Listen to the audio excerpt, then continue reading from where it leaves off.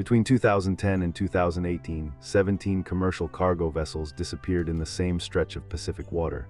Not sunk, not hijacked, gone. The Humboldt Current flows north along Peru's coast, one of the richest fishing zones on Earth. But it's also where the mystery deepens. These weren't small boats or pleasure yachts. We're talking about multi-million-dollar container ships, some carrying crews of 20 or more, vanishing without distress calls, without wreckage, without explanation. What would you do if your ship's radio simply stopped transmitting? The legend grew fast. Online forums called it the graveyard of the sea. Conspiracy theorists blamed everything from rogue waves to underwater anomalies to deliberate government erasure. But before we accept any of that, we need to ask, did 17 ships actually vanish? Or is this a myth built on selective memory and misreported incidents? Here's what the data actually shows. Between 2008 and 2019, the International Maritime Organization recorded approximately 51 commercial vessels lost globally per year, an average, mind you, not a spike. In the South Pacific and off Peru specifically, the numbers don't deviate significantly from that baseline. The 17 ships figure, it came from a 2015 blog post citing unverified sources. No major shipping authority confirmed it. But here's where it gets interesting. Some ships did go missing in that region during that window, and the actual reasons are far more mundane than paranormal forces. So what really happened to the vessels that were lost? The Humboldt Current itself is genuinely treacherous. It's a cold water system that creates thick fog banks. Visibility can drop to less than 50 feet. Rogue waves, technically called freak waves, occur here with measurable frequency. In 2016, a bulk carrier reported a wave estimated at over 60 feet high off the Chilean coast. It didn't sink, but it damaged the hull and forced a return to port. Piracy is real in these waters too. Between Peru and Ecuador, organized crime syndicates, particularly those connected to drug trafficking, have targeted cargo vessels. But here's the critical distinction: piracy leaves evidence, insurance claims, ransom demands, vessel tracking data. When a ship is seized by pirates, it doesn't vanish cleanly. It gets repainted, renamed, and resold. That's documented.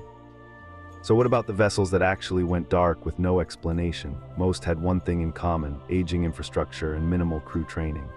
One vessel, a general cargo ship built in the 1980s, suffered catastrophic engine failure during a storm.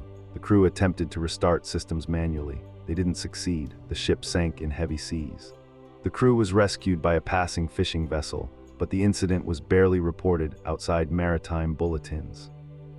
This is where the myth machinery kicks in. A ship disappears, local media reports it. The story gets translated, reposted, sensationalized. By the time it reaches international forums, it's become a mystery.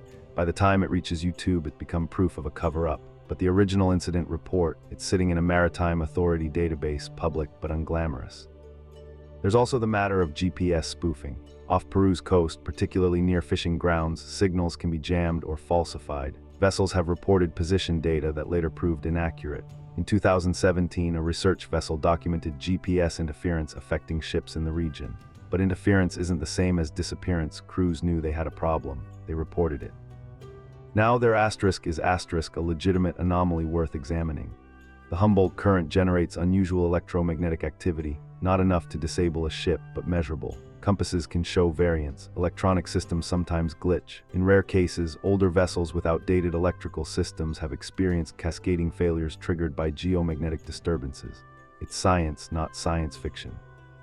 But here's the hard truth: electromagnetic anomalies don't make ships disappear without trace. They cause system failures which crews report, and they certainly don't do it selectively to 17 ships while leaving thousands of others unaffected. If the Humboldt Current was erasing vessels, we'd see patterns in insurance claims, crew testimony, wreckage analysis. We don't. What we see is human error, mechanical failure, and natural maritime hazards. Unseaworthy vessels operating on tight schedules. Crews working exhausting hours with minimal rest. Cost-cutting measures that delay maintenance. These aren't conspiracy stories. They're industry problems documented in accident reports and maritime safety journals. The Humboldt Current Anomaly, as it's been branded, is a masterclass in how myth forms. Take a real place with real dangers, add a handful of legitimate maritime incidents, subtract verification, multiply by internet reach. What you get isn't a mystery. You get a story that feels true because it's built on fragments of truth. Is there still an unsolved element here? Marginally. Some vessels from that region during that period do have incomplete incident records, but incomplete isn't the same as vanished without explanation. It often means the paperwork was filed in a port authority office in Lima or Callao, written in Spanish, and never digitized for international access. The real story of the Humboldt Current isn't paranormal.